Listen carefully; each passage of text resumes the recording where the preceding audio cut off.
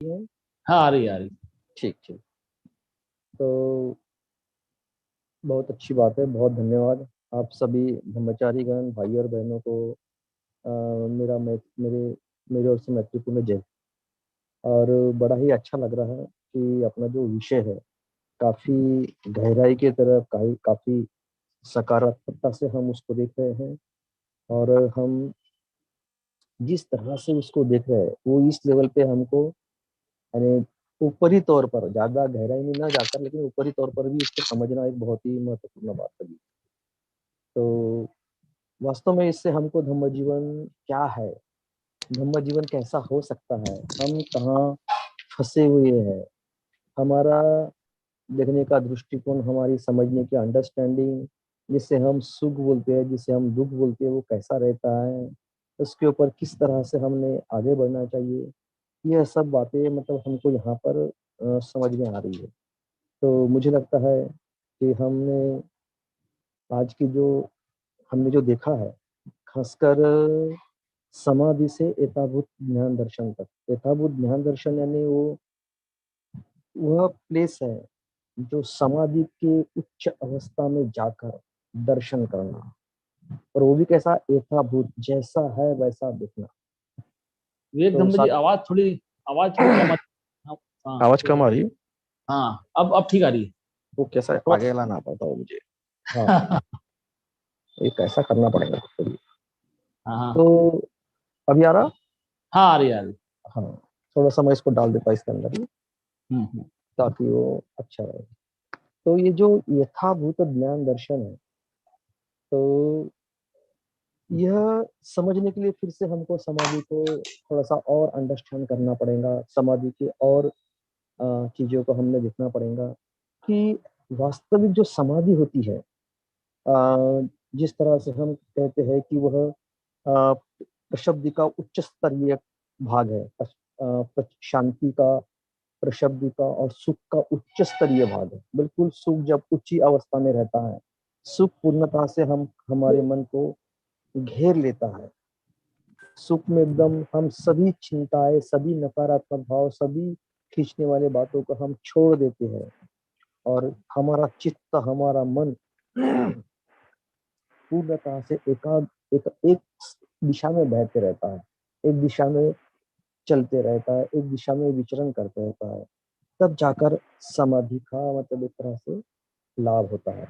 और जैसा मैंने कहा कि हमारे विचार वितर्क यहाँ समाप्त हो जाते हैं, इसके बाद में यहाँ प्रीति भी समाप्त हो जाती, और सुख भी हमारी क्या होता है, एक तरह से समाप्त होने का मतलब एक तरह से परिपूर्ण हो जाता है, उसकी पूर्णता, जो कुछ उसकी अच्छाई है, जो कुछ उसका मतलब ग्रेटनेस है, जो कुछ उसके अंदर की जो, यानी भरपूर सफलता समझे उसको, या उसकी पूर्ण प्रौढ़ अवस्था समझे, जितना फूलना था, जितना फैलना था, जितना विकसित होना था, वो पूर्ण हो चुका है। ऐसी अवस्था के बाद में जब हम समाधि की ओर आते हैं, तब हमारा समाधि के तरफ आने से हमारा, जैसा मैंने कहा था कि विचार वितर्क, प्रीति सुख एकाग्रता, यानी विचार, हम समाधि में भी क्या करते हैं, ध्यान में भी हम क्या करते हैं, तो हम क्या करते हैं, किसी एक वस्तु को लेकर उस पर चिंतन करते हैं, उस पर विचार करते हैं।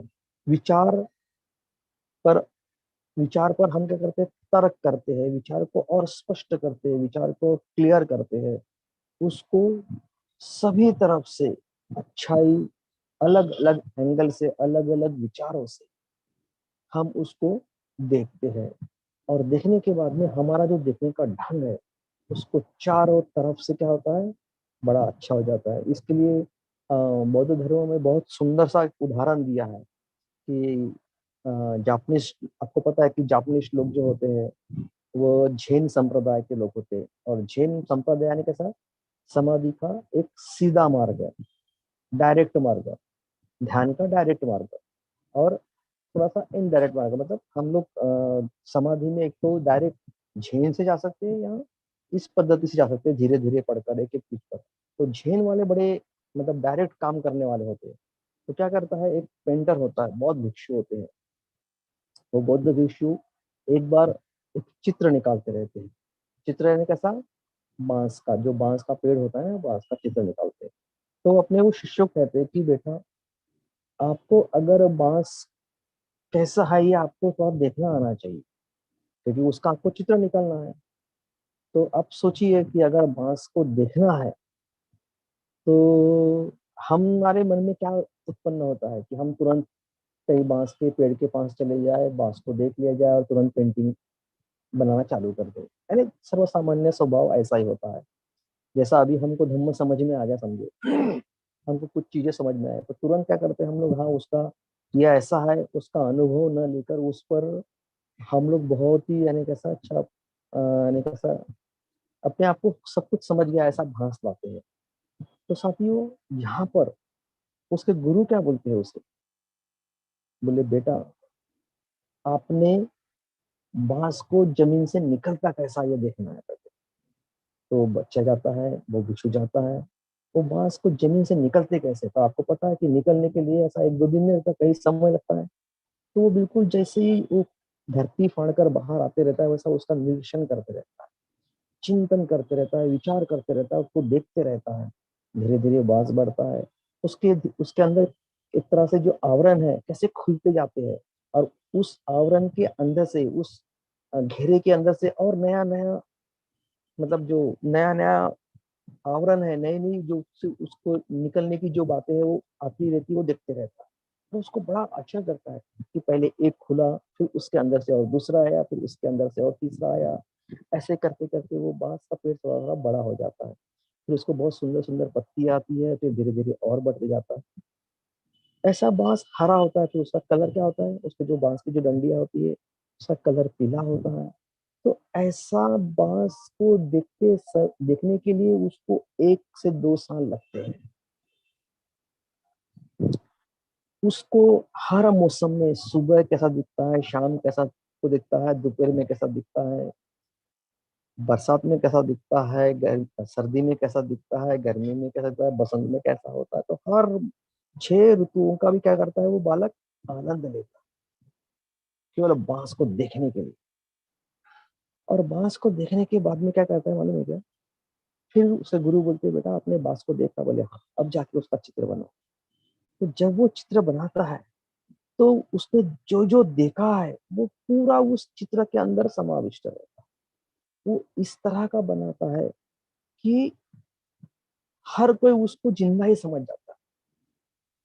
हर कोई क्या करता है उसको, एक्चुअली लाइवनेस उसमें आ जाता है, उसमें इतनी शुद्धता आ जाती है, उसमें इतना, मतलब इसमें गहराई आ जाती है, इतनी साफ सुथरापना आ जाता है कि उसको देखते कि, उसको क्या बोलते हैं, देखने के लिए आदमी को लगता नहीं है कि ये पेंटिंग है या बांस है। तो साथियों, ये जो समाधि की जो अवस्था है, जिसे कहते हैं हम लोग शुद्ध,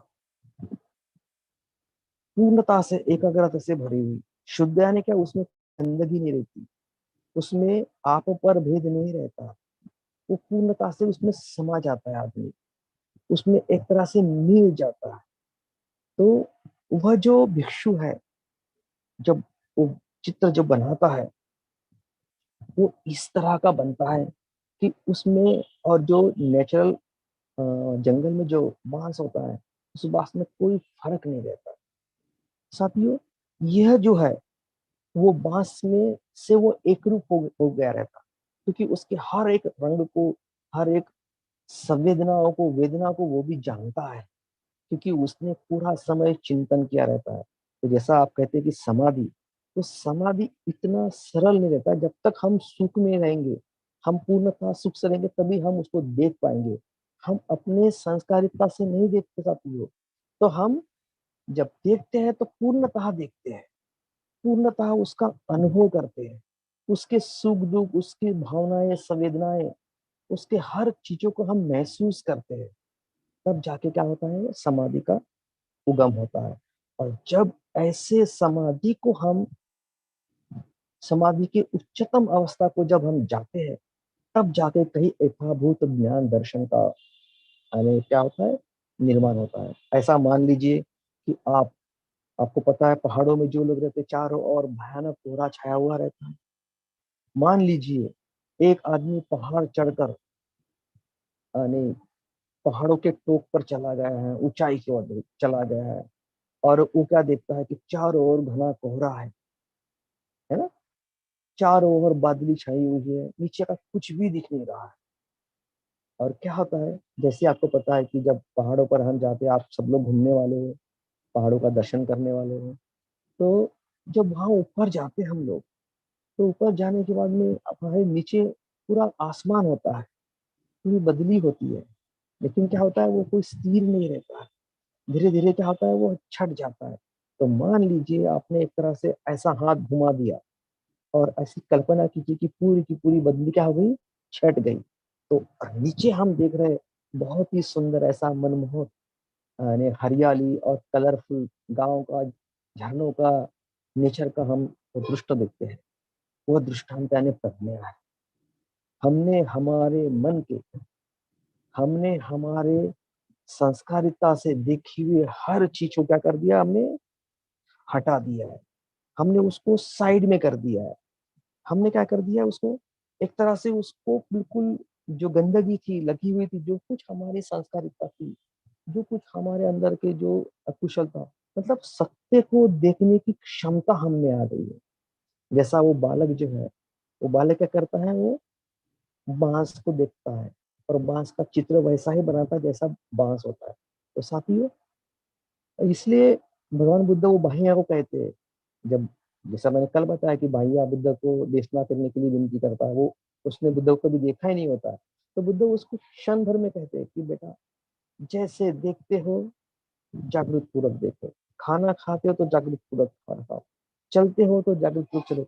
लेकिन साथियों, इसके लिए हमको बहुत प्रयास करना पड़ता है, हमको हमारे पूर्ण कष्ट, क्योंकि आप कल्पना कीजिए बांस को देखना, कई लोगों के मन में शंका आ गई, ये कौन सा धम्माचरण है। साथियों, सत्यता चीज को देखने के लिए हमको समय देना ही पड़ता है। अगर हम समय नहीं देंगे, हम कष्ट नहीं सहन करेंगे, हम उसको हर रंग में देखेंगे नहीं, तो हमारी चिंतन क्या होती है, एकांगी हो जाती है, एक ही दृष्टिकोण हो जाता है। इसलिए सबका व्यक्ति जो है, पक्का दृष्टिकोण वो हरदम हम में पनपते रहता है।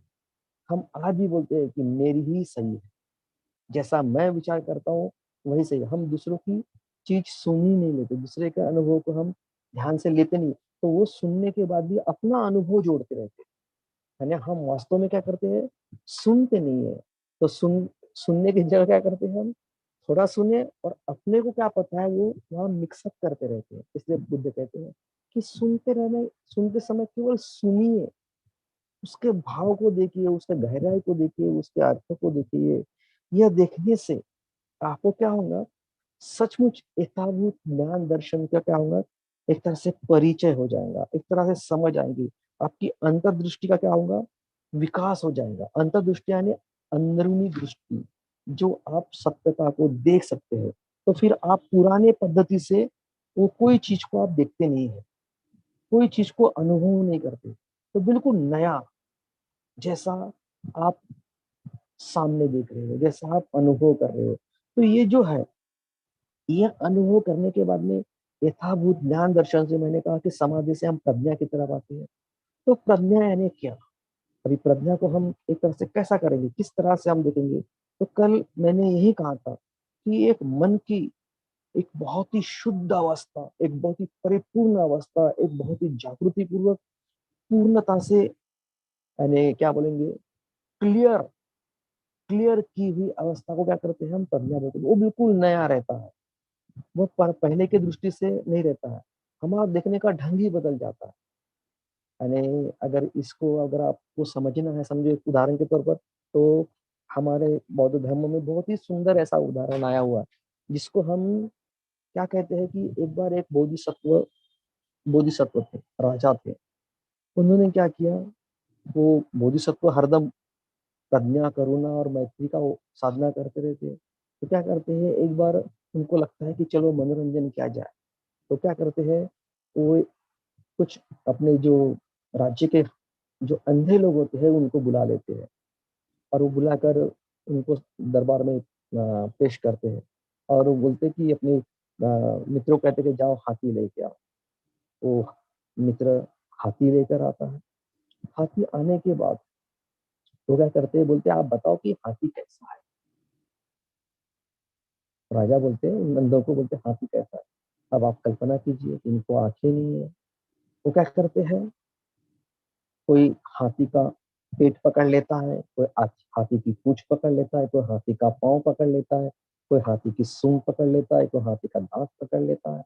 और सब अपने अनुभव पर, देखो हमारा अनुभव कितना स्ट्रांग रहता है, साप्ताहिक दृष्टि कैसी होती है, यानी स्वयं का मत कैसा होता है, न बदलने का दृष्टिकोण कैसा होता है, वो उसको लेकर बोलते हैं हाथी ऐसा ही है, हाथी ऐसा है, हाथी ऐसा है, और एक दूसरे से झगड़ते रहते। लेकिन राजा को आंखें होती है, वो ऊपर राज सिंहासन पर बैठकर देखते रहता है कि ये लोग कैसे हैं साथियों। लेकिन जब सबको पूछता है तो सब बोलते हैं, एक बोलता है हाथी। ये उदाहरण संत लोगों ने लिया है बौद्ध धर्म से, क्योंकि संत का जो भी ज्ञान है, जो भी उच्चतम पुरुष है, उन्होंने जो जो कुछ लिया है वो केवल बुद्धिज्म से लिया है साथियों। तथागत बुद्ध ने इतनी इतना बताया, इतना ज्ञान है, इतना अथंग सागर है, शायद हमारा जीवन भी क्या होगा, कम पड़ेगा, इतना है। लेकिन हमको हमको वो समझ, थोड़ी भी समझ आ गई, थोड़ा सा भी हमको एक समझ में आ गया, तो हमको सब इतनी ज्यादा चीजें करने की जरूरत नहीं है। तो हमारा ये यहाँ पर ये स्तर है कि समाधि के बाद में यथाभूत का ज्ञान दर्शन होना, यथाभूत यानी प्रज्ञा का विकास होना, प्रज्ञा का अनुभव लेना। तो जिस तरह से राजा ऊपर बैठकर उन सब अंधों की बातें सुनता है, अंधे एक दूसरे को मारते झगड़ते हैं कि ये मेरा, ये मैं कहता हूँ वही सही है, मैं कहता हूँ वही वही सही है, तो राजा राजा हंसता है।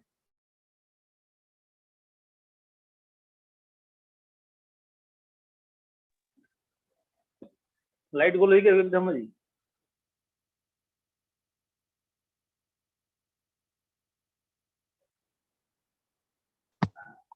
हेलो। हाँ आ रही है, आवाज आ रही हाँ, हमारे यहाँ की लाइट चली गई है, अंधेरा छा गया इधर बहुत भयानक। है। अच्छा अच्छा, कोई बात तो इसलिए मैं अंधेरे में ही आपको प्रवचन दूंगा। नहीं। तो अच्छा अच्छा। क्या इधर क्या होता है कि जब वो जो राजा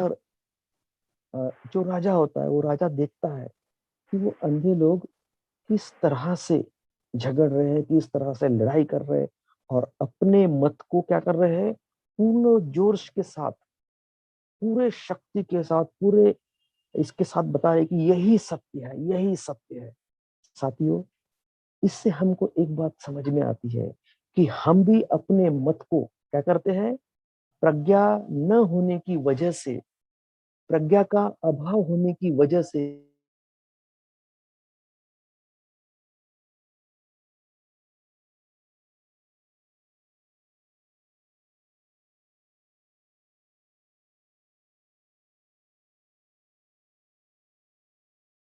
अमृत रत्न आवाज आ रही मेरी? हेलो हाँ आ रही है, हेलो। आ हाँ, रही है। क्योंकि इधर चालू बंद हो रहा है ना, इससे गड़बड़ हो रहा। हाँ हाँ, नहीं ठीक ठीक। तो यहाँ पर क्या होता है कि हमारा जो दृष्टिकोण होता है वो इतना पक्का होता है कि हम नए ज्ञान को समझ ही नहीं पाते।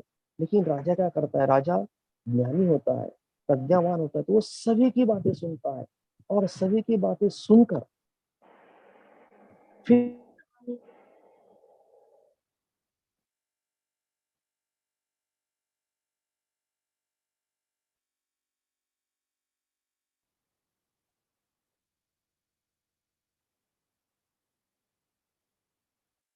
चिंतन कैसा, लोभ द्वेष मोह को छोड़कर चिंतन करना है, यानी अपने अविद्या को छोड़कर चिंतन करना है।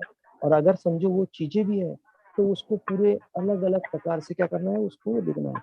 तो जब राजा वो देखता है, तब उनको बोलता है कि आप जितने भी कहें वो सब मिलकर एक हाथी होता है। तो वो मानते ही नहीं है। जिस तरह से अगर हमको बताया जाए कि दुख अनित्य अनात्म ये प्रज्ञा का भाव है, तो हम क्या बोलते, हम उसको मानते नहीं। दुख आने कभी होता है क्या, कभी प्रज्ञा का भाव हो सकता है क्या? लेकिन साथियों, हम पूरे जिंदगी भर क्या करते हैं, दुख को ही देखते रहते हैं, हम दुख का ही अनुभव करते रहते हैं। हम हर चीज को, जो चीज हमें लगता है ये हमको सुख देने वाली, वो हमको सुख देती नहीं है।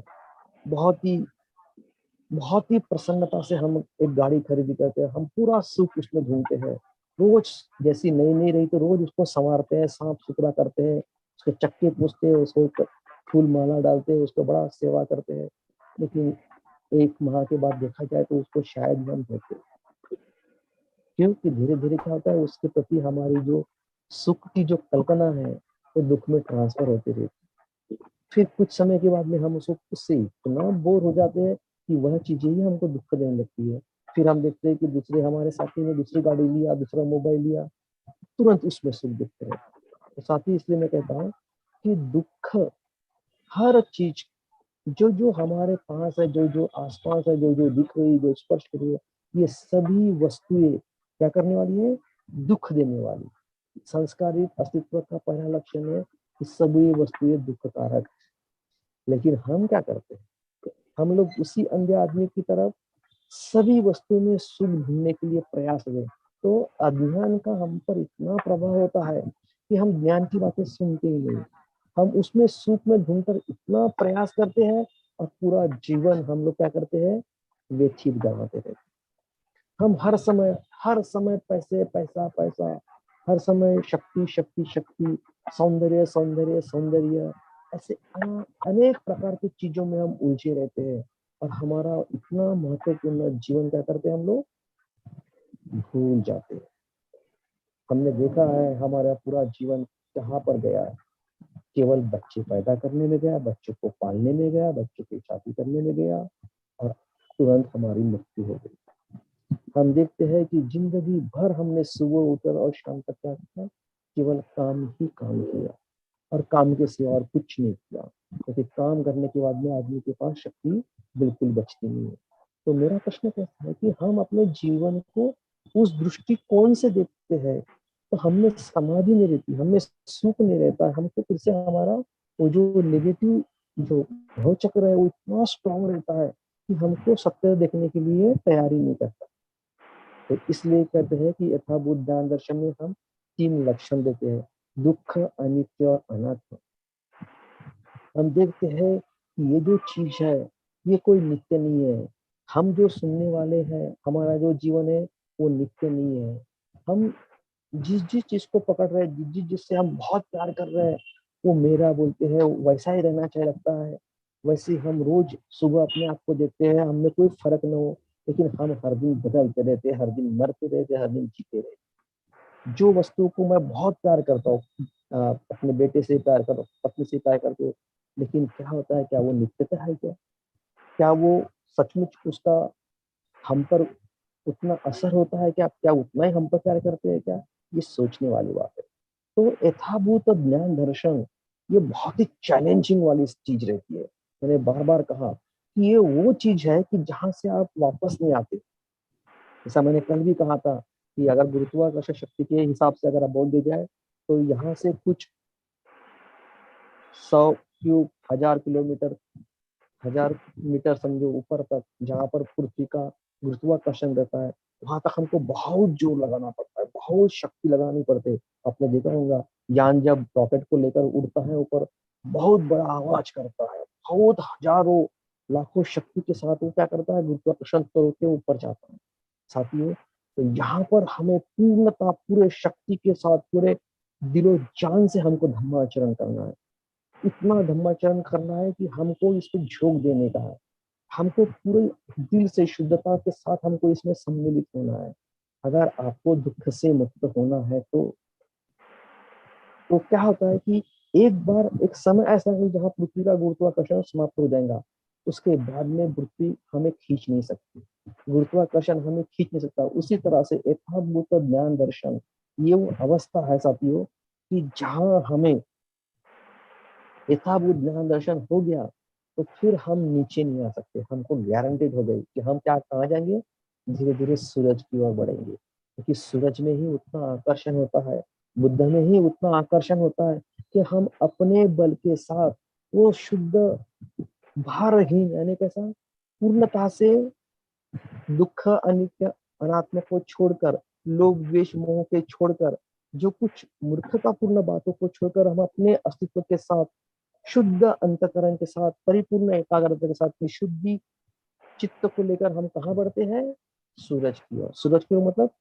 बुद्धत्व की ओर, निर्वाण की ओर। तो साथियों, यह जो है, यह अवस्था बहुत ही बारंबार आपने चिंतन करना चाहिए, बारंबार इस पर मत करना चाहिए, बारंबार इस पे विचार विनिमय करना चाहिए। तो यह जो बातें हैं ये इस तरह से है। और इसमें जैसा मैंने कहा था कि हमारा बहुत ही पक्का दृष्टिकोण होता है, हमारे में बहुत शंका कुशंका आती है। अभी आप सोचिए कि 2 साल उस पेड़ को, बांस के पेड़ को देखना तो कितनी शंका आनी चाहिए। लेकिन वह जो बालक होता है, अपने गुरु पर इतना विश्वास होता है कि मेरे गुरु जब कह रहे हैं, तो उसमें उसकी क्या होती है, क्लैरिटी होती है, उसमें उसकी श्रद्धा होती है, उसमें उसका अपनापन होता है, उसमें उसमें मैत्री होती है, उसमें उसकी शुद्धता होती है। तो वो पूरी शुद्धता के साथ वो ग्रहण करता है, तभी तो वो देख पाता है कि वास्तव में पेड़, बांस का पेड़ कैसा है, तभी वो चित्र निकालता है। तो साथियों, यहाँ एक बहुत ही महत्वपूर्ण बात है, हमको एक तो आत्मवादी दृष्टिकोण छोड़ना है अपने आप को बदलाने के लिए। उसके बाद में हमको शंका कुशाओं को निकाल कर फेंकना है। शंका होनी चाहिए पर कुशंका नहीं होनी चाहिए। आदमी शंका नहीं करता लेकिन कुशंका ज्यादा करता है। बोले क्या ध्यान कर, ऐसा ध्यान करने से क्या सही में आदमी बुद्ध को प्राप्ति कर सकता है क्या? क्या चलो हम मांस नहीं खाते तो क्या दूसरे मांस नहीं खाएंगे तो क्या ऐसा होगा क्या? चलो हम शराब नहीं पीते तो क्या शराब बेचने वाले मर नहीं जाएंगे? तो हमारे पास कुशंकाएं बहुत होती है, क्योंकि हमको बदलना नहीं रहता है, इसलिए कुशंका आती है। और आदमी फिर क्या करता है, और बुद्धिमान होता है, वो शिलवर धारण कर लेता है। शिलवर क्या कैसा है? अगर अपन बुद्धिस्ट है, चलो 14 अप्रैल के दिन बाबा साहब की जयंती मना लो और तुरंत शाम को कुछ लाकर खा लो। यानी हम लोग क्या करते हैं, इधर अपने आप को बताना ही चाहते हैं कि मैं बहुत अच्छा आदमी हूँ, और उधर क्या करते हैं, उसको कोई डेवलपमेंट नहीं होता। इसलिए हमें कहता हूँ बारम्बार कि आप हर दिन विचार किया करो कि मुझ में क्या अच्छा करना है, क्या छोड़ना है, मुझे क्या पाना है, क्या धारण करना है। तो ये क्या बोलते हैं, हमारा ये यथाभूत ज्ञान दर्शन है। ये यथाभूत ज्ञान दर्शन हमको वास्तविक,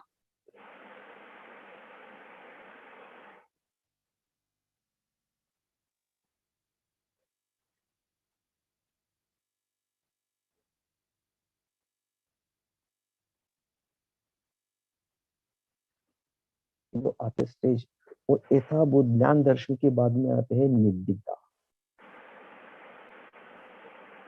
निविद्या, तो ये निविद्या जो है ना, अब ये और शुद्ध हुआ हुआ चीज है। अभी हमने देखा, हमने बहुत चिंतन किया, हमने संस्कारित वस्तु को हमने क्या किए, पूरी तरह से छटा छटक कर देखे ध्यान में। ध्यान के बाद में हमने उसको प्रज्ञा से भी अनुभव किए। अब हम वहां पर हमारी आसक्ति नहीं रहती। हम जो वस्तु देखते हैं, हमारी आसक्ति खाने में होती है, तो हम देखते हैं उसको पूर्णतः से। ये जो खाना मैं खा रहा हूँ, बहुत टेस्ट से खा रहा हूँ, लेकिन इसका परिवर्तन कायम हो जाएगा। मैं कितना लालची हूँ, मैंने कितना खाया है और कितने खाने की लालसा रखता हूँ। तो हम लोग क्या करते हैं, उसके सब चीज को देखते हैं, उसके इति से अंत तक, जन्म से मृत्यु तक, उसका पूरा स्वभाव हम देखते हैं। और हम कभी भी आसक्त नहीं रहते। अब यहाँ पर हम देखते हैं काम भोग, लैंगिकता देखते हैं, हम उसमें इतने फंसे रहते कि हमारा पूरा जीवन, 90% जीवन हमारा उसमें लैंगिकता में रहता है। लेकिन क्या उससे वास्तव में सुख निर्माण होता है? जब हम देखते हैं शांति, संतुष्टि और साधेपन का पालन करके, तो हमें वो अनुभव आता है। हमें प्रज्ञा से हमको समझ में आता है कि यह जो चीज आज अच्छी है, ये कल क्या करने वाली है, हमको बुराई की ओर ले जाने वाली है। कल ही हमको दुख देने वाली है, कल हमको तिरस्कार मन में पैदा करने वाली है, कल हमको हमारा ही घृणास्पद, गंदी चीज हमें निर्माण करनी है, तिटकारा करने वाली, घृणा पैदा करने वाली है। तो इसको कहते हैं निविदा। सत्य चीज को देखने के बाद आदमी क्या करता है, उसमें फंसा नहीं रहता है, उसमें अटका हुआ नहीं रहता है, उसमें उलझा हुआ नहीं रहता है, उसमें वह एक तरह से यानी क्या बोलते हैं, पूरी शक्ति के साथ वो धसा हुआ नहीं रहता। धसा यानी फंसा हुआ नहीं रहता, वो गहराई में अटका हुआ नहीं रहता है। तो क्या होता है, धीरे धीरे वो विमुक्त होता है।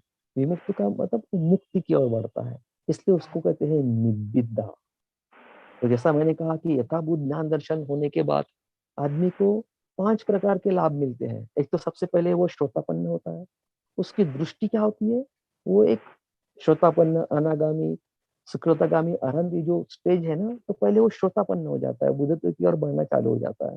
उसके बाद में वो 3 बंधन तोड़ता है और सच्चा शरण गमन करता है। अभी तक जो शरण गमन कर रहा था वो कभी क्या होता है, तात्कालिक होता है, तो कभी थोड़ा सा होता है, लेकिन सच्चा शरण गमन करता है जब तक ये यथाभूत ज्ञान दर्शन का हमको अनुभव नहीं आता, जब तक हमको प्रज्ञा नहीं आता। तो और तब तक हम ग्रह त्याग नहीं करते। जैसा मैंने कहा था कि हम फिर से जो घर में बने रहते, जिसे घर में हम आसक्त रहते, जो कुछ आसक्ति की बातें होती है उसमें हम फंसे रहते, तो वो हम तब तक हम फंसे रहे जब तक हमको यथाभूत ज्ञान दर्शन होता। साथियों, तो उसके बाद में हम थोड़ा सा खुल जाते हैं, क्योंकि उसको अंदर अपन में निविदा देखते हैं। वो जो वस्तु है, सांसारिक वस्तु है, जो चीजें है, उसमें उसको सत्य स्वरूप देखते हैं। उसका जो घृणत्व, तब हमारा उसमें हमारा उसका हमारे पर कंट्रोल नहीं होता, तो हम उसको अपने पद्धति से देखते हैं। वो हम पर राज नहीं करता, काम छंद ये हम पर राज नहीं करता, व्यापार हम पर राज नहीं करता है, बाकी चीजें हम पर राज नहीं करती, तो क्या होता है, हम पूर्णतः से क्या करते हैं, उससे मुक्त हो जाते हैं। और हमें वो जो चीजों को देखने के बाद में हमारे मन में एक तरह से घृणा होती है। सत्य स्वरूप देखने के बाद, अब देखिए, सत्य स्वरूप देखने के लिए आपको कितना प्रयास करना पड़ेगा। हमको बहुत प्रयास करना पड़ता, सत्य स्वरूप देखना इतना आसान नहीं है। इसलिए जब हम कहते हैं कि देखना है तो देखिए, तो इतना आसान नहीं रहता। ये प्रज्ञा के बाद में देखने की दृष्टि होती है सत्य को देखने का। एक बार एक भिक्षुनी, मैं कल उनका नाम बताऊंगा, मैंने पढ़ी हुई स्टोरी है। एक बार एक भिक्षुनी थी, वो भिक्षु सॉरी एक समय की बात है। आनंद जो थे भगवान बुद्ध के सेवक, वो एक बार ऐसे ही अ, अ, संक्रमण कर रहे थे, दिशा क्या बोलते उसको, टहल रहे थे। टहलते टहलते उनको प्यास लगती है, और प्यास लगती है तो वो कुएं पर जाते हैं। और कुएं पर जाने के बाद में क्या करते हैं, कुएं पर जाने के बाद में वो क्या है, वहां पे एक स्त्री होती है जो चंडालिका होती है। आपने सबने स्टोरी सुनी हो, फिर भी आप सुनिए। चंडालिका को क्या बोलते हैं, बोले मुझे पानी चाहिए। तो बोलते मैं तो शूद्र हूँ, मैं पानी दे नहीं सकती, मैं चंडालिक कन्या हूँ, मैं आपको दे। तो बोले मैंने आपको आपकी जात नहीं पूछा, मुझे फिर पानी चाहिए।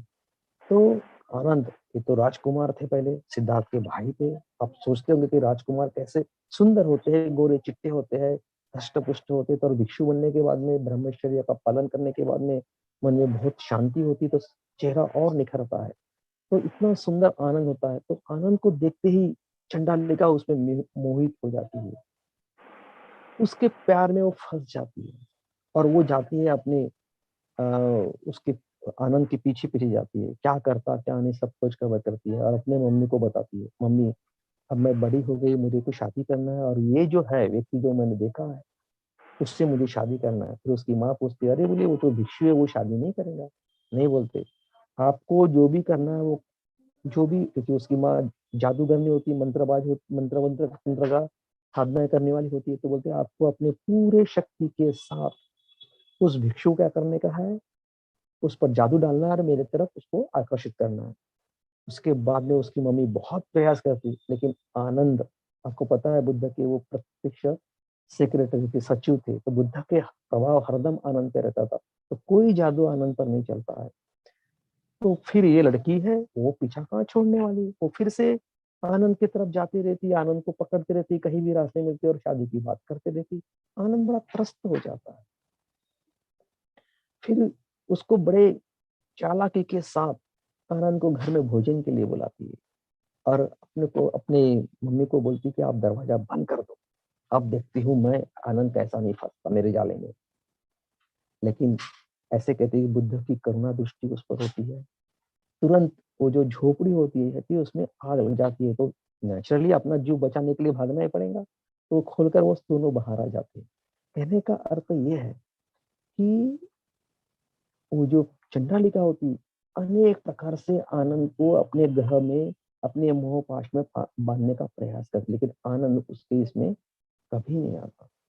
फिर वो तो स्त्री रहती है, वो कुछ छोड़ने वाली नहीं रहती। एक बार उसने सोच लिया तो सोच लिया। तो क्या करती है, जाकर सीधी भगवान बुद्ध के पास जाती, डायरेक्ट। लड़कियों में बहुत डेयरिंग होती है, और बुद्ध को बोलते हैं कि ये जो आनंद है, इससे मैं शादी करना चाहती हूँ, मैं इससे बहुत प्यार करती हूँ। अन्य अन्य जो बातें आप फिल्मों में सुनते होंगे उस तरह से। तो क्या होता है, बुद्ध बोलते बेटा, लेकिन ये आनंद में ऐसा है क्या।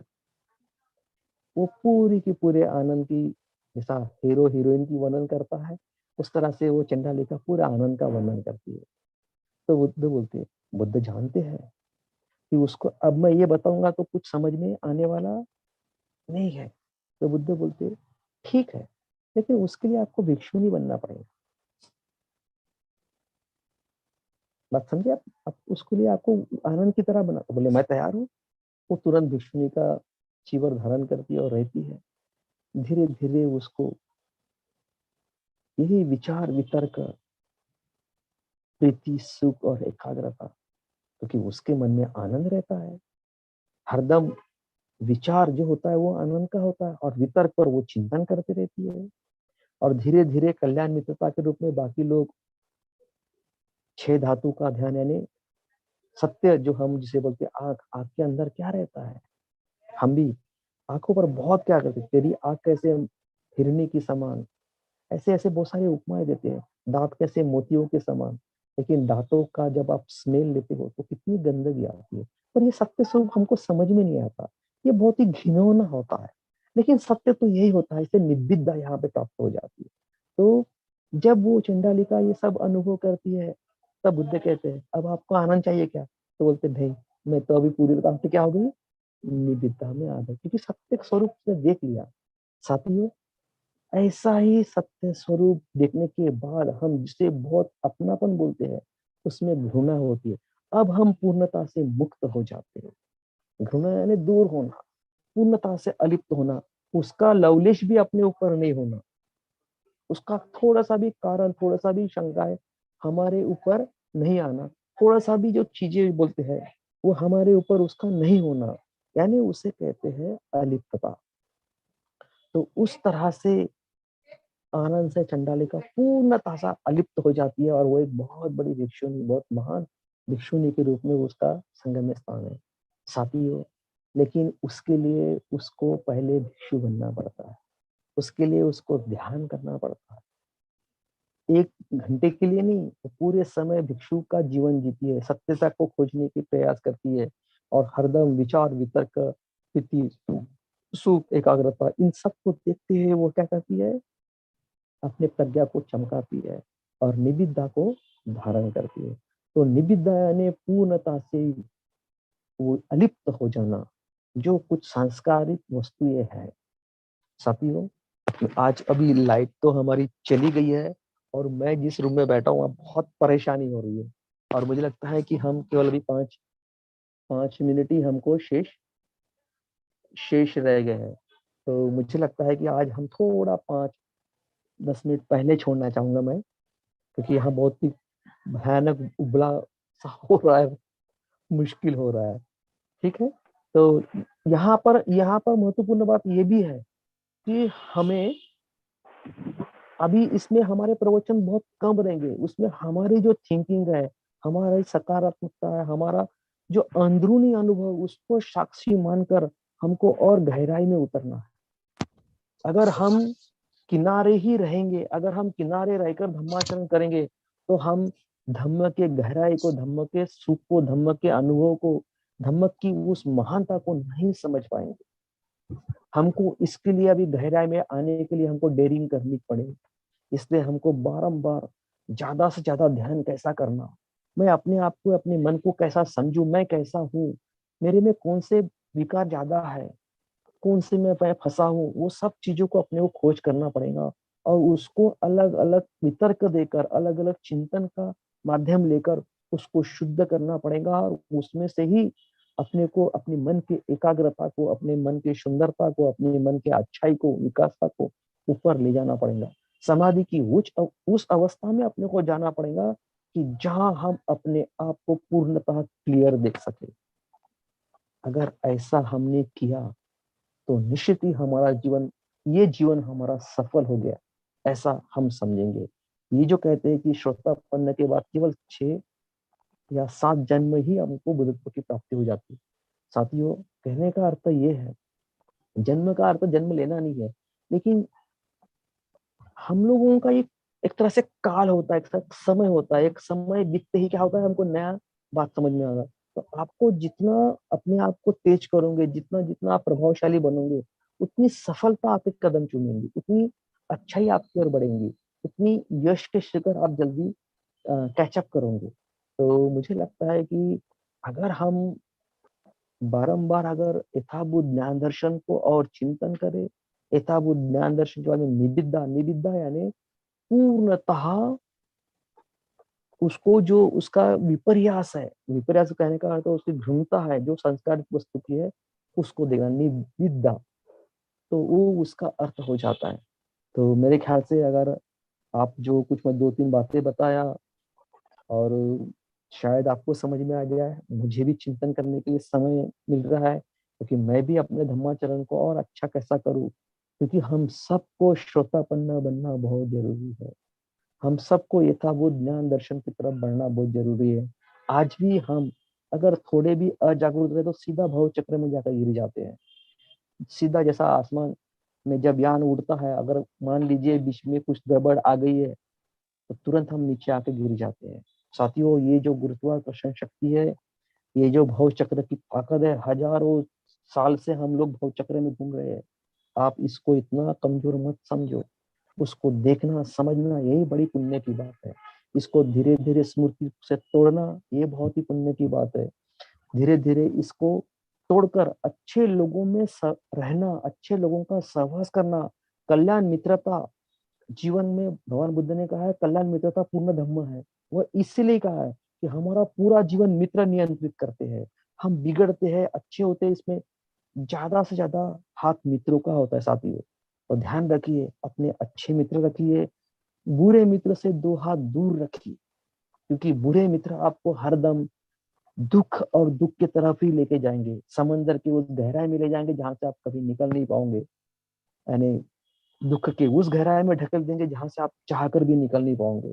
इसलिए अच्छे मित्र चुनिए, अच्छे जगह संपर्क रखिए, अच्छा आचरण कीजिए। इतना ही बोलकर मैं आज का ये जो प्रवचन है यही समाप्त करता हूँ।